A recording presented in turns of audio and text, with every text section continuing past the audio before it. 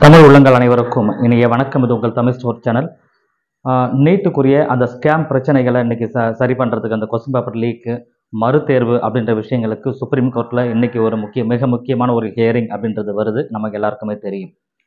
Supreme கோர்ட்டில் ஏற்கனவே 2-3 நிகழ்ச்சிகள் நடந்து அதில் நிறைய விஷயங்கள் போஸ்ட்போன் பண்ணியிருந்தாங்க. நிறைய விஷயங்களை டிஸ்கஸ் பண்ணியிருந்தாங்க.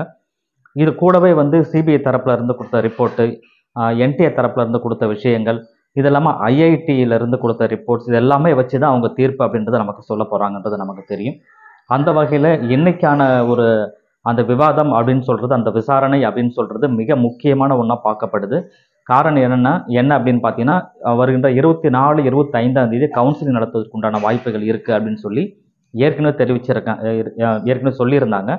அதன்படி இவங்க கொடுக்குற தீர்ப்பை பொறுத்து மறுதேர்வு உண்டா இல்லையா அப்படின்றது கன்ஃபார்மாக தெரிய வரும்.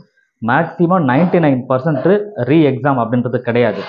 99% ரீ எக்ஸாம் கிடையாது. அது கன்ஃபார்மாக நம்ம ஏற்கனவே சொல்லியிருக்காங்க, சுப்ரீம் கோர்ட்டு சொல்லியிருக்காங்க. கவுன்சிலிங் நடத்துவதற்கும் தடை இல்லை அப்படின்னு சொன்னாங்க. பட் அதே நேரத்தில் எப்போ நடத்த போகிறாங்க அப்படின்றது 24ஆம் தேதிக்கு அப்புறம் நமக்கு தெரிய வரும் அப்படின்றதும் இருக்கு ஒரு விஷயம். இது ஏற்கனவே பேசப்பட்ட விஷயம்தான். இதுக்கு இடையில நமக்கு சுப்ரீம் கோர்ட்டுடைய உத்தரவின்படி என்டிஏ ஒரு ரிசல்ட்டை ரிலீஸ் பண்ணியிருந்தாங்க. Throughout India city wise, centre wise அப்படின்னு சொல்லி ஒரு ரிசல்ட் வெளியிட்டிருந்தாங்க. அது மிக முக்கியமானது. எப்பயுமே அந்த மாதிரி கொடுக்க மாட்டாங்க. ஒரு இண்டிவிஜுவல் அவங்களுடைய லாகின்குள்ளே போனால் அவங்களுடைய ரிசல்ட்டை மட்டும்தான் பார்த்துக்க முடியும் அப்படின்ற ஒரு சூழ்நிலை இருந்தது. இப்போ ஓவராலாக த்ரூஅவுட் இந்தியா முழுக்க எந்தெந்த சென்டரில் எவ்வளோ மாணவர்கள் எழுதினாங்க, அப்போ எத்தனை பேர் 600க்கு மேலே எடுத்திருக்காங்க, எத்தனை பேர் 500க்கு மேலே எடுத்திருக்காங்க அப்படின்ற எல்லா டீட்டெயிலுமே ரிலீஸ் பண்ணியிருக்காங்க.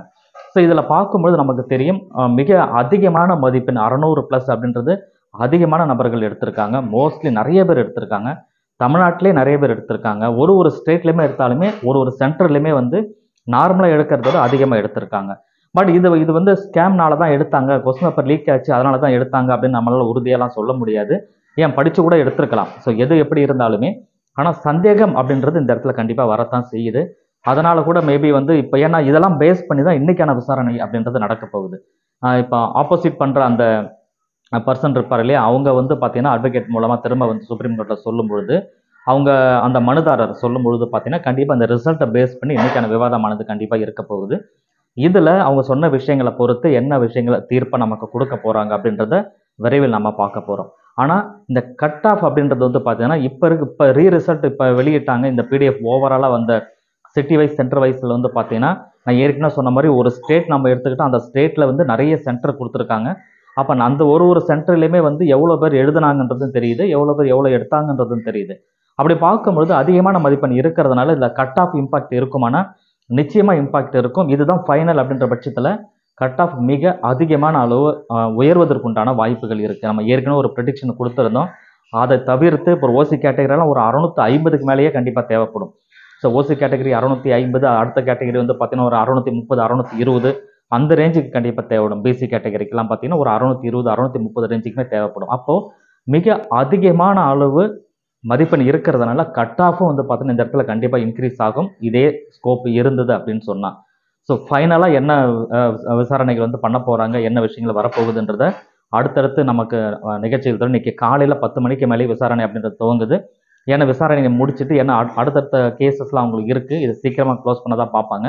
விரைவில் நமக்கு முடிவு அப்படின்றது தெரிய வரும். ஆனால் கவுன்சிலிங் 24ஆம் தேதிக்கு மேலே நிச்சயமாக நடக்கும்.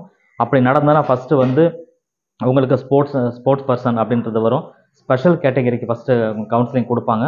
அதுக்கப்புறம் ஒரு வாரம் கழித்து தான் நமக்கு ஜென்ரலுக்கு வரும் கண்டிப்பாக. ஸோ அதனால் கொஞ்சம் டிலே ஆகிறது உண்டான வாய்ப்புகள் இருக்குது. லாஸ்ட் இயர்லாம் பார்த்தீங்கன்னா அதே ஜூலையில் தான் கவுன்சிலிங் ஆரம்பிச்சுது. பெரிய அளவில் டிலே கிடையாது. ஒரு நாட்கள் கணக்கில் மட்டும்தான் டிலே ஆனது இருக்குது இந்த வருடத்திற்கு. நம்ம பொறுத்திருந்து பார்ப்போம். கவுன்சிலிங் டேட்டுமே நமக்கு விரைவில் வரப்போகுது. நீங்கள் தயாராக இருக்கணும். விசாரணையில் என்ன சொல்ல போகிறாங்க அப்படின்றத பொறுத்திருந்து பார்க்கலாம். ஒரு 11 மணிக்கு மேலே அல்லது மதியத்துக்கு மேலே அப்டேட் உங்களுக்கு நான் கொடுக்குறேன். தேங்க்யூ ஃபார் வாட்சிங்.